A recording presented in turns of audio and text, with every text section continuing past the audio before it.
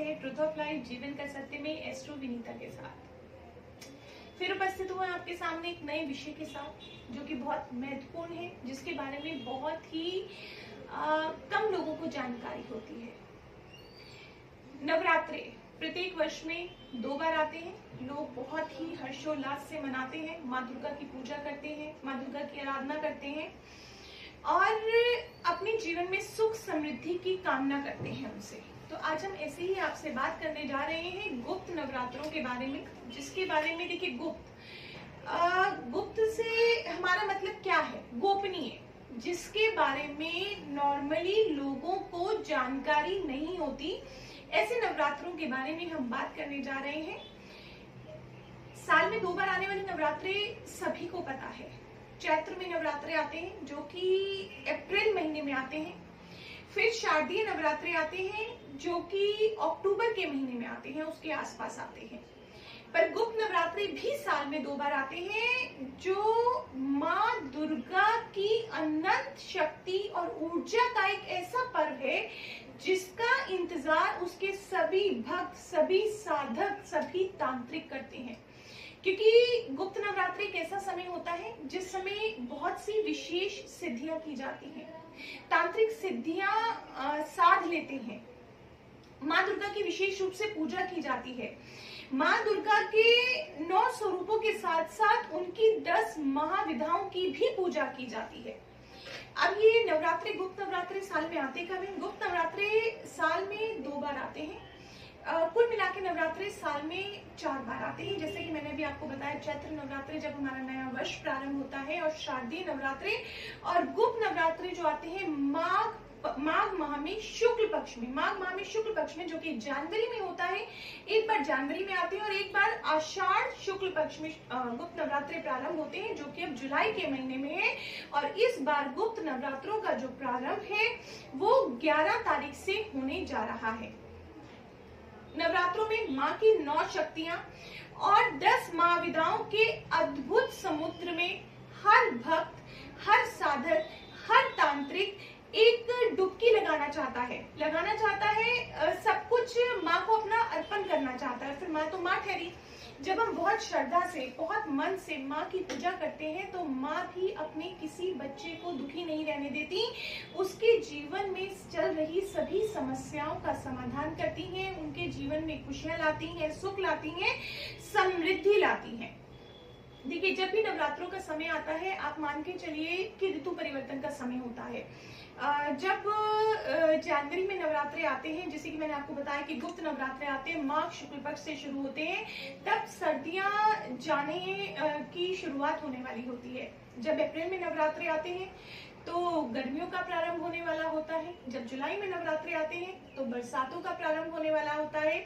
और जब अक्टूबर में नवरात्रे आते हैं तो फिर सर्दियों का प्रारंभ होने वाला होता है। जनवरी में खत्म होना और सर्दियां अक्टूबर में प्रारंभ, तो कहीं ना कहीं ऋतु परिवर्तन का भी समय होता है जब ये 4 नवरात्रे आते हैं। 4 नवरात्रों का समय होता है। इस बार जो हमारे नवरात्रे, आषाढ़ नवरात्रि शुरू होने वाले हैं, वो शुरू होने वाले हैं 11 जुलाई से। 11 जुलाई से प्रारंभ होंगे।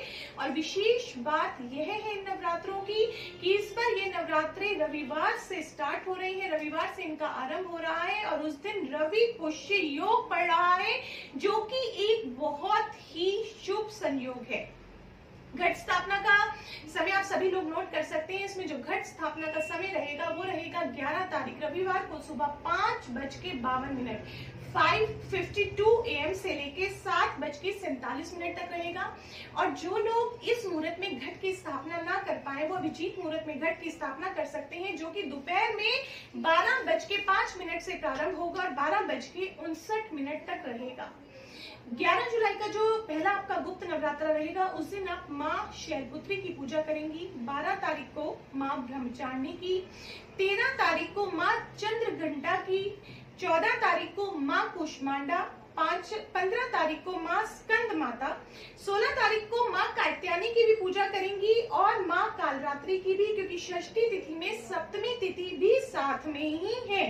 17 तारीख को माँ महागौरी की पूजा की जाएगी अष्टमी तिथि पे, और 18 तारीख को माँ सिद्धिदात्री की पूजा की जाएगी और इसी दिन नवमी का दिन भी मनाया जाएगा। 19 जुलाई को दशमी की तिथि होगी और इसी दिन आप व्रत का पालन करेंगी और विसर्जन करेंगी।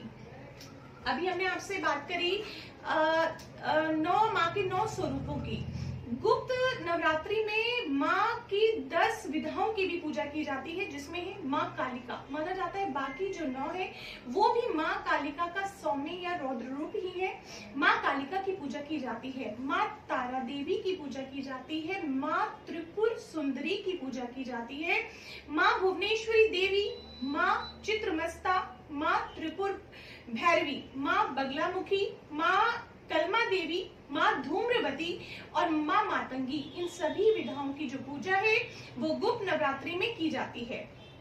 देखिए, जो गुप्त नवरात्रि होते हैं ना, वो ऋतु परिवर्तन के साथ साथ ग्रह नक्षत्रों के साथ भी विशेष संयोग बना रहे होते हैं और इस दौरान की गई माँ दुर्गा की जो पूजा है वो विशेष फलदायी होती है। जब हम गुप्त नवरात्रों के महत्व की बात करते हैं तो इनकी विधि को बताने वाले ऋषियों में जो सबसे महत्वपूर्ण, सबसे प्रथम नाम लिया जाता है वो श्रृंगी ऋषि का लिया जाता है। श्रृंगी ऋषि का लिया जाता है और इसके अनुसार एक धार्मिक कथा भी प्रचलित है कि जब एक समय की बात है, एक स्त्री जो कि बहुत ही ज्यादा दुखी थी, परेशान थी, ऋषि श्रृंगी जी के आश्रम में पहुंची और उनसे पूछा कि मेरे जीवन में बहुत दुख है, तो मैं माँ शक्ति का आशीर्वाद किस प्रकार पा सकती हूँ, क्योंकि मेरे पति भी दुर्व्यसन करते हैं, मांस मदिरा का सेवन करते हैं, इसलिए मैं कोई भी पूजा पाठ अनुष्ठान नहीं कर पाती, तो मैं ऐसा क्या करूं जिससे माँ शक्ति का आशीर्वाद मेरे पे बने। तो उस समय ऋषि श्रृंगी जी ने भी उन्हें गुप्त नवरात्रों की विधि समझाई थी। गुप्त नवरात्रों में माँ दुर्गा का पूजन करने को कहा था, जिसको करने से उनके जीवन में चल रही सभी समस्याएं दूर हो गई थी।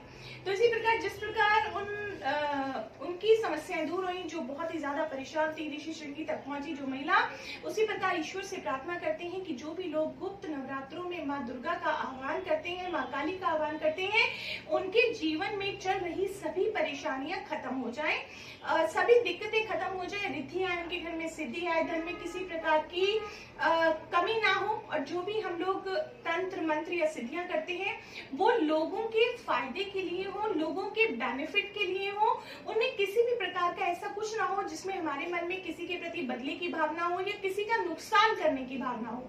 तो कहना चाहेंगे कि माँ कालिका की पूजा कीजिए। बाकी सभी रूप माँ कालिका के सौम्य और रौद्र रूप है। इन गुप्त नवरात्रों में आप भी देवी के 9 रूपों को प्रसन्न कीजिए, 10 महाविद्याओं को प्रसन्न कीजिए और अपने जीवन में चल रही परेशानियां कहीं ना कहीं खत्म कीजिए।